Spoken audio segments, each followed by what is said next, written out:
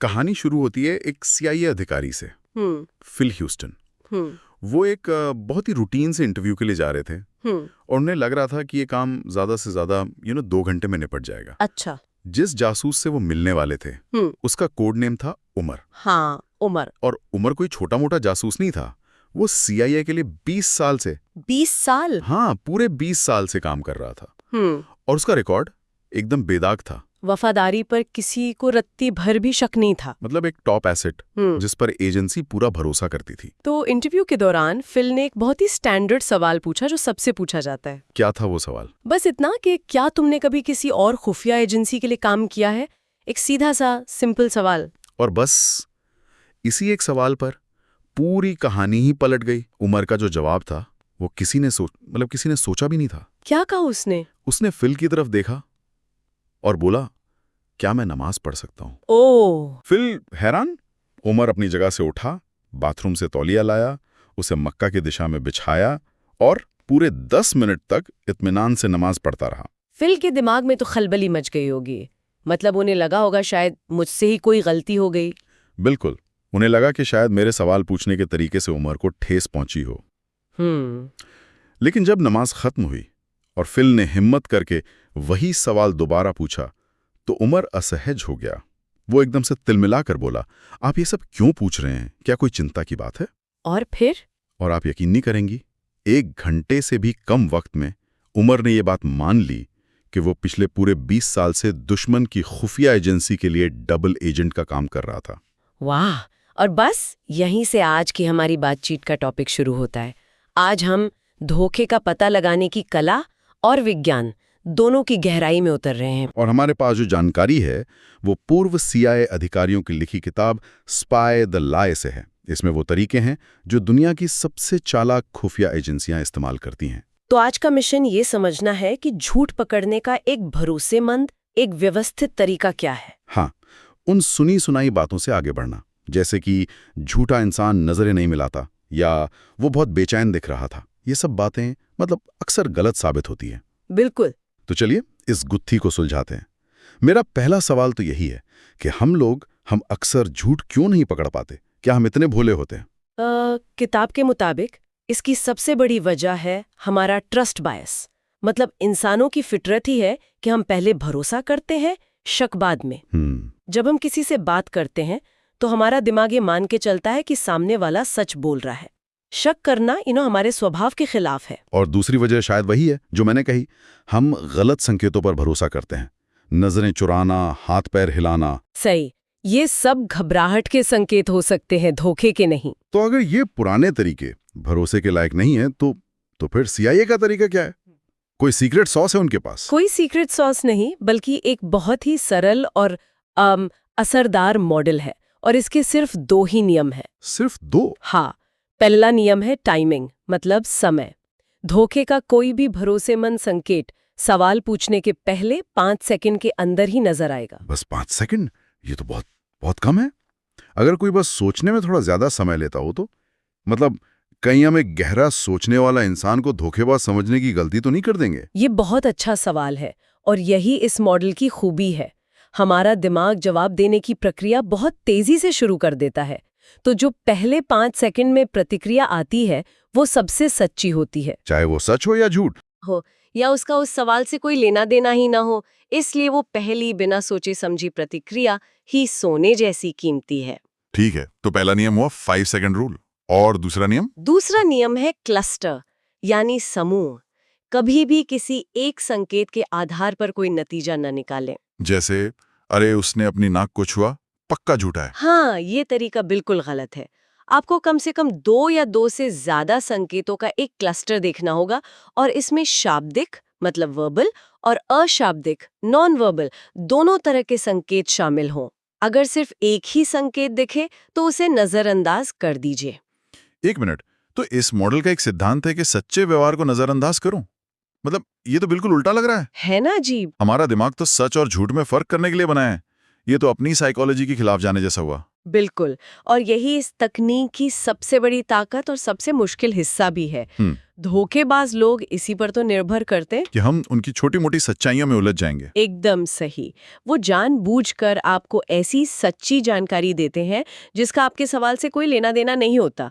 वो अपने चारों ओर एक प्रभा मंडल, एक हेलो इफेक्ट बनाने की कोशिश करते हैं। किताब में इसका एक जबरदस्त उदाहरण है। हाँ। एक कंपनी में चोरी होती है। हाँ। और रोनाल्ड नाम के कर्मचारी पर शक जाता है। हाँ। जब जांच अधिकारी उसे सवाल जवाब करने आता है तो रोनाल्ड कहता है, सर मेरी गाड़ी की डिक्की में बाइबल भरी हुई है, चलिए मैं आपको दिखाता हूँ। अच्छा। उसका मकसद साफ था, ये दिखाना कि इतना धार्मिक आदमी चोरी जैसा काम कर ही नहीं सकता। और मजे की बात ये थी कि ये सच था। उसकी डिक्की में वाकई बाइबल थी। लेकिन क्या ये उसके सवाल का जवाब था? बिल्कुल नहीं। ये एक सच्ची लेकिन अप्रासंगिक जानकारी थी। CIA मॉडल कहता है, इस जानकारी को पूरी तरह से भूल जाओ, क्योंकि इसका इस्तेमाल सिर्फ ध्यान भटकाने के लिए किया जा रहा है। अच्छा, तो अगर हम उमर वाले केस पर वापस जाएं, तो उसका नमाज पढ़ने जाना वो एक तरह का सच्चा लेकिन अप्रासंगिक व्यवहार ही था। सही पकड़ा आपने। वो फिल का ध्यान भटका रहा था, अपनी धार्मिकता का प्रभामंडल बना रहा था। एकदम। वो एक बहुत ही होशियारी से खेला गया दाव था। ठीक है, तो शब्दों के जाल को तो हमने थोड़ा समझा, लेकिन लोग कहते हैं कि जब तथ्य किसी के खिलाफ हो तो उनकी जुबान बदल जाती है। क्या झूठे लोग वाकई अलग तरह से बात करते हैं? हाँ बिल्कुल। किताब में कई शाब्दिक संकेतों का जिक्र है। सबसे पहला और सबसे आम है इनकार करने में समस्या, मतलब डिनायल प्रॉब्लम्स। अच्छा। एक सच्चा इंसान सीधा और साफ इनकार करेगा, नहीं मैंने ऐसा नहीं किया। लेकिन एक धोखेबाज व्यक्ति वो अक्सर सीधे नहीं कहने से बचता है। वो जवाब को घुमाएगा। इसका एक क्लासिक उदाहरण तो अमेरिका के पूर्व उपराष्ट्रपति डिक चेनी का है। हाँ बताइए। जब एक पत्रकार ने उनसे पूछा कि क्या उन्होंने एक सीनेटर को गाली दी थी, तो उन्होंने नहीं कहने के बजाय कहा, ये उस तरह की भाषा नहीं है जो मैं आमतौर पर इस्तेमाल करता हूँ। देखा। और बाद में पता चला कि उन्होंने गाली दी थी। यही है वो, उन्होंने इनकार नहीं किया बल्कि इनकार को टाला। ये एक बहुत बड़ा रेड फ्लैग है। और एक दूसरा शाब्दिक संकेत है जो मुझे बहुत खतरनाक लगा, यकीन दिलाने वाले बयान, कन्विंसिंग स्टेटमेंट्स। ये वो बातें हैं जो सुनने में तो एकदम सच्ची लगती हैं पर होती नहीं है। इसका एक बहुत ही दुखद उदाहरण सुजैन स्मिथ का केस है। जब उसके 2 छोटे बच्चे लापता हो गए और पुलिस उससे पूछताछ कर रही थी, हाँ। तो उसने कैमरे के सामने रोते हुए कहा, मैं अपने बच्चों से बहुत प्यार करती हूँ, मैं उन्हें कभी चोट नहीं पहुंचा सकती। ये बातें इतनी सच्ची लग रही थी कि जांचकर्ताओं को भी उस पर दया आ गई। लेकिन वो असल में सवाल का जवाब नहीं दे रही थी, वो सबकी धारणा को प्रभावित कर रही थी। और बाद में उसने कबूल किया कि उसी ने अपनी कार को झील में धकेलकर अपने बच्चों को मार डाला था। ये सोचकर भी रूह कांप जाती है। ऐसे बयानों का मुकाबला करने का एक तरीका है, किताब कहती है कि उन्हें बेअसर कर दो। बेअसर कैसे? आप शांत भाव से कहें, हाँ हम जानते हैं कि आप एक अच्छी इंसान हैं, और फिर तुरंत अपने मूल सवाल पर वापस आ जाएं। तो पिछली बार आपने बच्चों को कहाँ देखा था? इससे उनकी ध्यान भटकाने की रणनीति फेल हो जाती है। और एक तीसरा पैटर्न है जो मैंने बहुत देखा है, खासकर पॉलिटिक्स में। जब किसी नेता से मुश्किल सवाल पूछो तो वो सीधा रिपोर्टर पर ही बरस पड़ते हैं। किताब में इसे हमलावर व्यवहार, अटैक बिहेवियर कहा गया है। बिल्कुल। जब कोई इंसान सवालों से घिर जाता है और उसके पास कोई सही जवाब नहीं होता, तो वो अक्सर सवाल पूछने वाले पर ही हमला कर देता है। एंथनी वीनर के सेक्सटिंग स्कैंडल की तरह। हाँ याद कीजिए, जब पत्रकारों ने उनसे सवाल पूछे तो वो कहने लगे, आप होते कौन है मुझसे ये पूछने वाले, या ये सब मुझे मेरे काम से भटकाने की साजिश है। ये क्लासिक डिफेंस मैकेनिज्म है, जब बचाव ना कर सको तो हमला कर दो। सही। ये तो हुई शब्दों की बात, लेकिन कहते हैं कि हमारा 60% से ज्यादा कम्युनिकेशन तो नॉन वर्बल होता है। असली कहानी तो बॉडी लैंग्वेज बताती है। क्या ये सच है?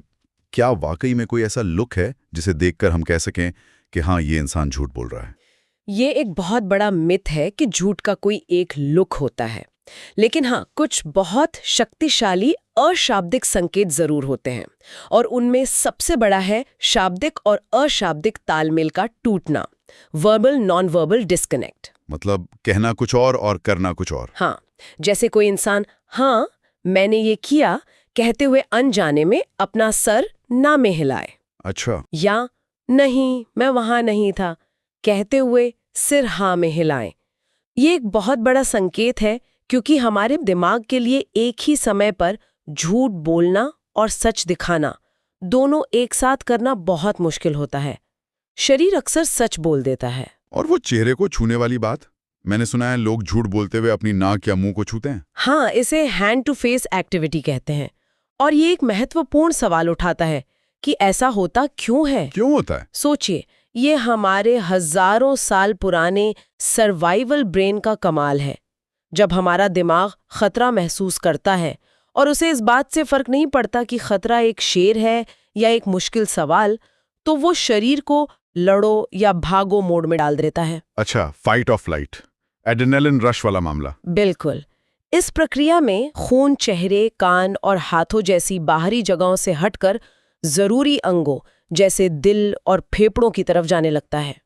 खून के बहाव में इस बदलाव से चेहरे और गर्दन पर हल्की खुजली या अजीब सी सनसनी होती है और उसे शांत करने के लिए इंसान अनजाने में उन जगहों को छूता है। होठों को काटना, कान खींचना, अपनी टाई ठीक करना, बालों को संवारना। हाँ, ये सब तनाव को कम करने के अवचेतन प्रयास है। कमाल है, शरीर अपने आप ही सिग्नल देने लगता है। किताब में एक बड़ी कंपनी के अधिकारी नॉर्मन की कहानी है जो इसका एक एक्सट्रीम उदाहरण है। बताइए। जब उससे उसकी विदेशी प्रेमिका के बारे में सवाल पूछा गया तो वो इतना तनाव में आ गया कि उसने अपने जूते उतारे और कुर्सी पर एक बच्चे की तरह भ्रूण जैसी स्थिति में बैठ गया। वो एक असाधारण प्रतिक्रिया थी, लेकिन वो ये दिखाती है कि अत्यधिक दबाव में हमारा शरीर कैसे प्रतिक्रिया करता है, भले ही हम उसे छिपाने की कितनी भी कोशिश करें। ठीक है, तो हमने संकेतों को पहचानना सीख लिया, 5 सेकंड का नियम, क्लस्टर, शब्दों का हेरफेर, बॉडी लैंग्वेज। लेकिन मुझे लगता है कि ये सब बेकार है अगर आप सही सवाल ही नहीं पूछ रहे। आपने बिल्कुल सही पकड़ा। सही सवाल पूछना इस पहेली का सबसे जरूरी हिस्सा है। सबसे आम गलती क्या होती है? सीधा सवाल पूछना, क्या तुमने पैसे चुराए? एक धोखेबाज इस सवाल के लिए 100% तैयार होता है, उसका रटा रटाया जवाब होगा नहीं और बातचीत वहीं खत्म। तो बेहतर तरीका क्या है? किताब एक बहुत ही शक्तिशाली तकनीक बताती है, अनुमानित सवाल, प्रिजम्प्टिव क्वेश्चन। इसमें आप ये मानकर सवाल पूछते हैं कि वो व्यक्ति उस घटना में शामिल था। जैसे ओजे सिम्पसन के केस का उदाहरण लें। जांचकर्ताओं को उससे यह पूछने के बजाय कि क्या तुमने निकोल को मारा, ये पूछना चाहिए था, पिछली रात निकोल के घर पर क्या हुआ था। वाह, ये तो पूरा खेल ही बदल देता है। ये सवाल ये मान रहा है कि तुम वहां थे। अब उसे सिर्फ नहीं कहने से काम नहीं चलेगा। सही, अब उसे कहानी गढ़नी पड़ेगी। और जैसे ही वो कहानी गढ़ना शुरू करेगा, उस पर दबाव बढ़ेगा और वहीं पर धोखे के संकेत बाहर आने की संभावना बढ़ जाएगी। अब सबूत का बोझ उस पर आ गया है कि वो साबित करे कि वो वहां नहीं था। और एक और तकनीक है चारा सवाल, बेट क्वेश्चन। ये तो मुझे किसी जासूसी फिल्म जैसा लगा। ये वाकई बहुत चालाकी भरा तरीका है। इसमें आप झूठा दिखावा करते हैं कि आपके पास कोई सबूत है। अच्छा, फिर से ओजे सिम्पसन का उदाहरण लेते हैं। उससे पूछा जा सकता था, ओजे, क्या कोई ऐसी वजह है कि कोई पड़ोसी हमें ये बताए कि उसने कल रात तुम्हें निकोल के घर के आसपास देखा था? आहा। ये तो उसके दिमाग में एक माइंड वायरस डालने जैसा है। आप सीधे आरोप नहीं लगा रहे, आप बस उसके मन में शक का बीज बो रहे हैं। इन्हें क्या पता है किसने क्या देखा होगा? बिल्कुल, ये अनिश्चितता और तनाव पैदा करता है। वो सोचने लगता है कि सबूत उसके खिलाफ है, भले ही असल में कोई सबूत ना हो। और इस मानसिक दबाव में एक धोखेबाज के लड़खड़ाने की संभावना बहुत बढ़ जाती है। तो इसका क्या मतलब है? इस सारी बातचीत का निचोड़ क्या है? ऐसा लगता है कि झूठ पकड़ना किसी एक जादुई ट्रिक के बारे में नहीं है, बल्कि ये एक पूरी प्रक्रिया है। हाँ, ये एक व्यवस्थित तरीका है, अगर हम इसे संक्षेप में कहें तो। सवाल पूछने के पहले 5 सेकंड में प्रतिक्रिया पर ध्यान दें। किसी एक संकेत पर भरोसा ना करें, हमेशा 2 या 2 से ज्यादा संकेतों के क्लस्टर की तलाश करें। और सबसे अजीब लेकिन सबसे जरूरी बात, सच्ची लेकिन अप्रासंगिक जानकारी को पूरी तरह से नजरअंदाज करें। कोई अपनी कितनी भी अच्छाई का बखान करे, अपने असली सवाल पर टिके रहें। और आखिर में बेहतर सवाल पूछें, सीधे आरोपों से बचें और अनुमानित और चारा सवालों का इस्तेमाल करें। किताब के आखिर में एक ऐसी कहानी है जो दिल को छू जाती है और इन तकनीकों के मानवीय पहलू को दिखाती है। अच्छा। किताब के एक पाठक थे रिचर्ड। उन्हें शक था कि उन्हें कैंसर है। ओके। तो जब वो अपनी बायोप्सी के नतीजे लेने के लिए डॉक्टर के पास गए तो जाहिर है वो बहुत घबराए हुए थे। डॉक्टर कमरे में आए, लेकिन उन्होंने सीधे सब ठीक है या बुरी खबर है नहीं कहा। तो क्या कहा? इसके बजाय डॉक्टर ने पूछा, आपकी सर्जरी के बाद आपकी तबीयत कैसी है? ओह। बस यही सवाल सुनकर रिचर्ड सब समझ गए। उन्होंने किताब में धोखे के पैटर्न के बारे में पढ़ा था। वो जानते थे कि एक डॉक्टर जिसके पास अच्छी खबर होती है वो आते ही खुशखबरी देता है, बधाई हो, रिपोर्ट नॉर्मल है। लेकिन इस तरह का घुमावदार सवाल पूछना बुरी खबर को टालने का एक तरीका था। डॉक्टर बुरी खबर देने से हिचकिचा रहे थे। रिचर्ड को पता चल गया था उन्हें कैंसर था। ये कहानी हमें याद दिलाती है कि ये तकनीकें सिर्फ अपराधियों को पकड़ने या जासूसी करने के लिए नहीं हैं। ये इस बात को समझने के लिए हैं कि इंसान दबाव, तनाव और मुश्किल हालात में कैसे संवाद करते हैं। बिल्कुल, सच चाहे वो कितना भी कड़वा या मुश्किल क्यों ना हो, मायने रखता है। और कभी-कभी जो नहीं कहा जाता वो कहे गए शब्दों से कहीं ज्यादा कह जाता है। ये एक ऐसा विचार है जिस पर हमारे श्रोता खुद सोच सकते हैं।